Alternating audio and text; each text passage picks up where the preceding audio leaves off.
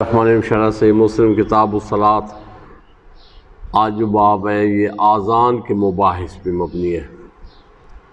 آذان کی ابتدا کا بیان۔ آذان ہجرت کے پہلے سال شروع ہوئی اور یہ امت محمدیہ کی خصوصیت ہے۔ آذان کے ذریعے اللہ تعالیٰ کی تعظیم و تکریم، کلمہ شہادت اور شعائر اسلام کا اظہار ہوتا ہے۔ آذان دین اسلام کا خلاصہ ہے۔ اس میں مؤذن اللہ اکبر کہہ کر اللہ تعالیٰ کی الوہیت اور استحقاق عبادت کا اعتراف کرتا ہے۔ اشہد ان لا الہ الا اللہ کہہ کر اللہ تعالیٰ کی توحید کی شہادت دیتا ہے۔ اشہد ان محمد رسول اللہ کہہ کر سیدنا محمد رسول اللہ صلی اللہ علیہ وسلم کی رسالت کی شہادت دیتا ہے۔ حی علی الصلاۃ کہہ کر احکام کے مکلف ہونے کا اعتراف کرتا ہے۔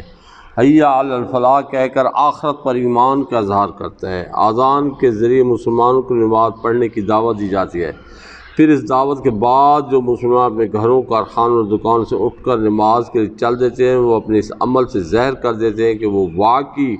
اللہ تعالیٰ کے اطاعت گزار بندے ہیں، اور جو اذان سن کر نماز پڑھنے نہیں جاتے وہ اپنی بے عملی سے ظاہر کر دیتے ہیں کہ وہ اللہ تعالیٰ کی اطاعت سے غافل اور بے پرواہ ہیں۔ اس طرح اذان کے ذریعے اللہ تعالیٰ کی اطاعت گزار اور غیر اطاعت گزار بندوں کے درمیان فرق ہو جاتا ہے۔ اگر اذان کے سبب نماز کا ایک وقت معین نہ ہوتا اور ہر شخص کو آزادی ہوتی کہ جس وقت چاہے نماز پڑھے اور جس وقت چاہے نماز نہ پڑھے، تو مسلم معاشرے میں اللہ تعالیٰ کے فرما بردار اور غیر فرما بردار افراد کے درمیان فرق نہ ہو سکتا، اور معاشرہ کے نااہل افراد کی اصلاح کا کوئی ذریعہ میسر نہ ہوتا۔ روزمرہ کی 5 نمازوں اور جمعہ کے لیے اذان دینا سنت مؤکدہ ہے، اور اگر کسی شہر کے عام لوگ اذان دینا ترک کر دیں تو امام محمد کے نزدیک ان سے قتال کرنا اور امام ابو یوسف کے نزدیک ان کو سزا دینا واجب ہے۔ اذان کے کلمات کو خاموش ہو کر سننا اور ان کے جواب میں مسنون کلمات کہنا مستحب ہے، اور اذان سن کر مسجد میں جماعت سے نماز پڑھنے کے لیے جانا واجب ہے۔ ایک مسلمان گفتگو میں، خرید و فروخت میں، دفتر، کارخانے یا گھر کے کام میں مشغول اور منہمک ہو، اور جیسے ہی اذان کی آواز آئے وہ سب کچھ چھوڑ کر خاموشی سے آواز سننے لگے تو اس کا یہ عمل ظاہر کرے گا کہ واقعی وہ اللہ تعالیٰ کا بندہ ہے اور ہر چیز پر اللہ تعالیٰ کے نام کی تعظیم کو ترجیح دیتا ہے۔ جو لوگ قومی ترانے کو تعظیم سے سننے پر زور دیتے ہیں، آخر وہ 5 نمازوں کی اذانوں کی تعظیم اور غور سے کیوں نہیں سنتے؟ اللہ تعالیٰ سے رحمت اور مغفرت کے حصول کا ذریعہ نماز ہے، اور اس کا پیش خیمہ اور مقدمہ اذان ہے۔ اسی وجہ سے بعض علماء نے تصریح کیا کہ مصائب کو دور کرنے کے لیے اذان دینی چاہیے۔ قبر پر اذان دینے کی تحقیق۔ اب یہ مسئلہ ہے کہ قبر پر یہ جو حنفی ہیں یا بریلوی ہیں، تو قبر پر یہ جو اذان دی جاتی ہے یہ اس کے بارے میں جو ہے نا تصریح ہے، اس کے بارے میں یہ مسئلہ ہے، توجہ سے سنو۔ علامہ شامی فرماتے ہیں کہ علامہ خیر الدین رملی نے البحر الرائق کے حاشیے میں لکھا ہے کہ بعض کتب شافعیہ میں مرقوم ہے کہ نومولود، غمزدہ، مرگی میں مبتلا، غصہ سے مدہوش اور بدخلق شخص کے کان میں اذان دینا،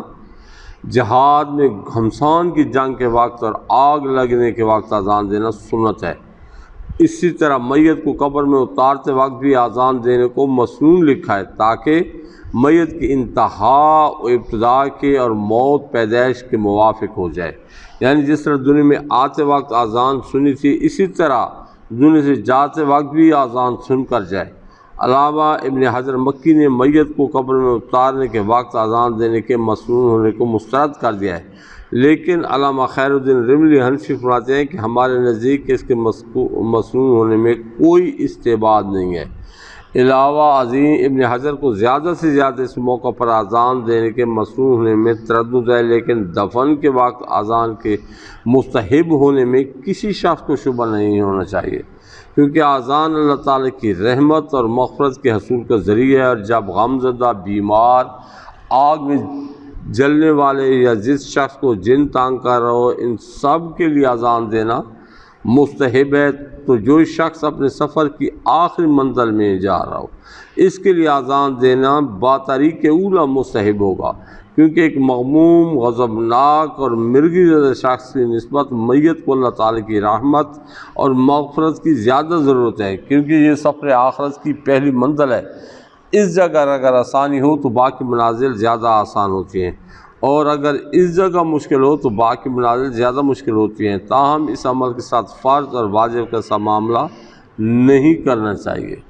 مطلب یہ ہے کہ یہ فرض اور واجب نہیں ہے، لیکن اس کے باوجود یہ ایک بہت اعلیٰ عمل ہے کہ آدمی جب اپنے میت کو دفن کرے تو وہاں پہ جو ہے نا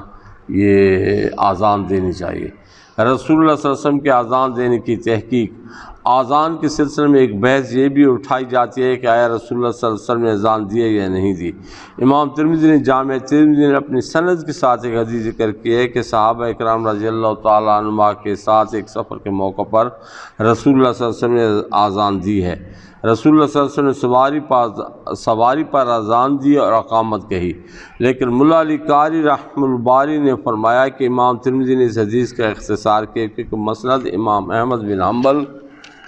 میں اس سند کے ساتھ یہ حدیث موجود ہے، اور اس میں یہ تصریح ہے کہ رسول اللہ صلی اللہ علیہ وسلم نے بلال کو حکم دیا اور انہوں نے اذان اور اقامت کہی۔ اس حدیث کے بارے میں ممکن ہے مولا علی قاری رحمہ الباری کی یہ رائے درست ہو، لیکن علامہ رافعی نے رسول اللہ صلی اللہ علیہ وسلم کے اذان دینے کے ثبوت میں ایسی حدیثیں ذکر کی ہیں جن میں کوئی تعویل نہیں ہو سکتی۔ فرماتے ہیں حضرت عقبہ بن عامر رضی اللہ تعالیٰ عنہ بیان کرتے ہیں کہ رسول اللہ صلی اللہ علیہ وسلم کے ساتھ سفر میں تھا، جب ظہر کا وقت ہوا تو رسول اللہ صلی اللہ علیہ وسلم نے خود ظہر کی اذان اور اقامت کی، اور علامہ سیوطی نے فرمایا مجھے اس موضوع پر ایک اور حدیث مرسل مل گئی جس کو سعید بن منصور نے اپنے سنن میں بیان کیا ہے کہ رسول اللہ صلی اللہ علیہ وسلم نے ایک اور بار اذان دی اور فرمایا حی علی الفلاح۔ علامہ رافعی فرماتے ہیں کہ ان حدیثوں میں کسی قسم کی تعویل کی گنجائش نہیں ہے۔ علامہ زرقانی نے بھی موطا امام مالک کی شرح میں علامہ سیوطی کی شرح بخاری کے حوالے سے سنن سعید بن منصور کے اس حدیث کا ذکر کیا ہے۔ نیز علامہ زرقانی المخائب الدنیا کی شرح میں لکھتے ہیں جامع ترمذی کی روایت سے علامہ نووی نے شرح المحذب میں یہ استدلال کیا ہے کہ نبی پاک صلی اللہ علیہ وسلم نے سفر میں اذان دیا، لیکن اسی سند کے ساتھ مسند احمد اور دارقطنی میں یہ روایت ہے کہ نبی پاک صلی اللہ علیہ وسلم نے اذان دینے کا حکم دیا تو مؤذن نے کھڑ ہو کر اذان دی۔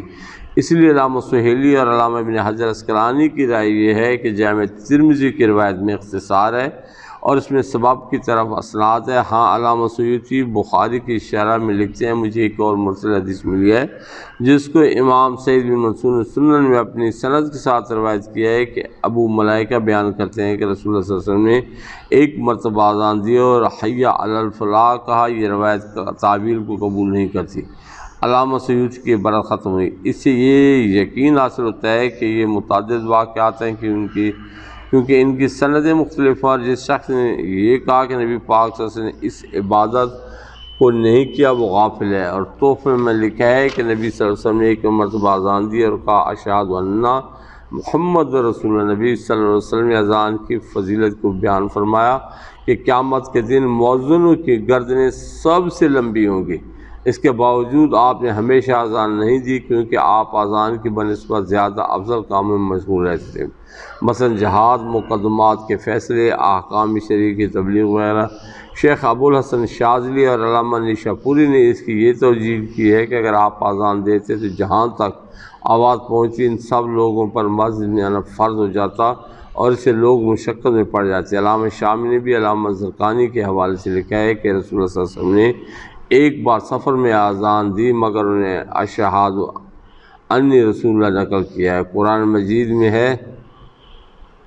لقد کان لکم فی رسول اللہ اسوۃ الحسنہ، رسول اللہ صلی اللہ علیہ وسلم کی زندگی میں تمہارے لیے بہترین نمونہ ہے، یعنی ہر عمل کے رسول اللہ صلی اللہ علیہ وسلم کی زندگی مبارک میں نمونہ ہے۔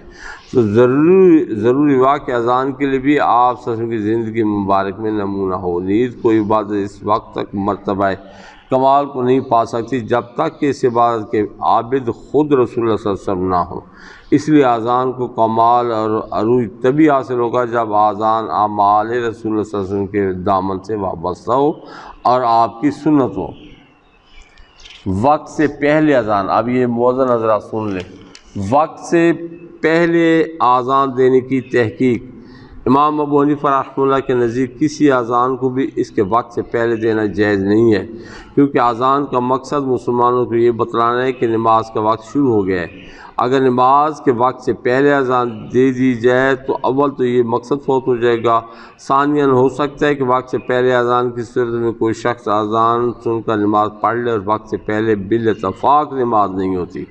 پس اس صورت میں قبل از وقت نماز پڑھنے کی وجہ سے جس کی نماز نہیں ہوگی اس کا ذمہ دار وقت سے پہلے اذان دینے والا ہوگا۔ اسی لیے رسول اللہ صلی اللہ علیہ وسلم نے فرمایا ہے مؤذن امین ہوتا ہے، کیونکہ مسلمانوں کی نمازیں اس کی امانت ہوتی ہیں۔ اس کے برخلاف امام شافعی کے نزدیک فجر کی اذان وقت سے پہلے دینا جائز ہے۔ ان کی دلیل یہ حدیث ہے، امام بخاری اپنی سند کے ساتھ عائشہ صدیقہ رضی اللہ تعالیٰ عنہ ام المومنین سے روایت کرتے ہیں،